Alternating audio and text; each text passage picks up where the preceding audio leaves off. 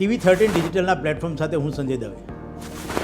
એક વર્ષથી જેની ચર્ચા ચાલતી હતી, લોકો આતુરતાથી રાહ જોતા હતા ભારતીય જનતા પાર્ટીને ક્યારે નવા મંત્રીમંડળમાં કોનો સમાવેશ થાય છે અને ક્યારે મંત્રીમંડળનું વિસ્તરણ થાય છે.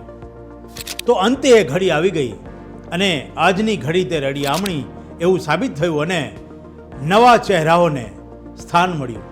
જૂના ચહેરાઓને રિપીટ કરવામાં આવ્યા. ત્યારે એટલું કહી શકાય કે જે રીતે લિસ્ટ તૈયાર થયું, જે રીતે માધ્યમોમાં ચર્ચા ચાલતી હતી, જેના નામોની ચર્ચા ચાલતી હતી, એવા અનેક નામો ચર્ચાયા પણ સમાવેશ ના થઈ શક્યો. એવા અનેક નામો જે ન ચર્ચાયા પણ એનો સમાવેશ થયો. એટલે ભાઈ કહેવાય છે ને કે આ તો ભારતીય જનતા પાર્ટીની પ્રણાલી અને નરેન્દ્રભાઈની સ્ટાઇલ.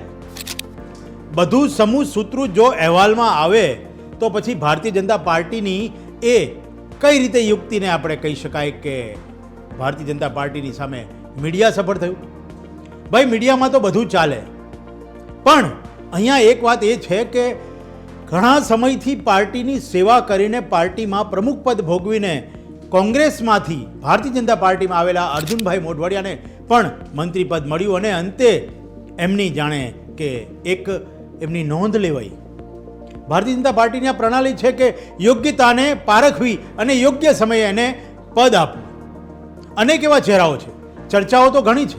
એટલે જે રીતે મંત્રીમંડળનું વિસ્તરણ થયું છે, સીએમ સાથે 26 નામોનું એક યાદી આવી અને એમાં જો વાત કરીએ તો અનુસૂચિત જાતિના 3, આદિવાસી સમાજમાંથી 4, ક્ષત્રિય સમાજમાંથી 2 ચહેરા અને સીએમ સાથે એટલે કે ઓબીસી અને સીએમ પાટીદાર સમાજ સાથે 8 ચહેરાઓ. જેને કહેવાય કે આટલું પ્રભુત્વ મળ્યું, આટલા લોકોને પ્રભુત્વ મળ્યું, એને જવાબદારી મળી. એટલે ગુજરાતના ખૂણે ખૂણામાંથી આવનારી મહાનગર નિગમની ચૂંટણી હોય કે વિધાનસભા 2027ની તૈયારી હોય, એક પરફેક્ટ જેને કહેવાય કે યાદી તૈયાર થઈ અને એ યાદી આજે જાહેર થઈ. લાડુનું જમણ પણ જમાયું. જેને પદ મળ્યું છે એ લોકો પણ જમ્યા, જેને પદ નથી મળ્યું એ લોકો પણ જમ્યા. એને તો કહેવાય છે ભારતીય જનતા પાર્ટીનો સૌનો સાથ, સૌનો સહકાર. કોઈ પણ અહીંયા નારાજ નહીં અને કોઈ રાજી પણ નહીં. કારણ કે બધું જ હાઈકમાન્ડ જે કરે છે એ ડિસિપ્લિનને વરેલી આ પાર્ટી તરત જ એને માને છે. હવે જોઈએ નવા મંત્રીમંડળના મંત્રીઓ કેવી રીતે પોતપોતાની કામગીરી સંભાળશે અને કોને કઈ કામગીરી મળે છે.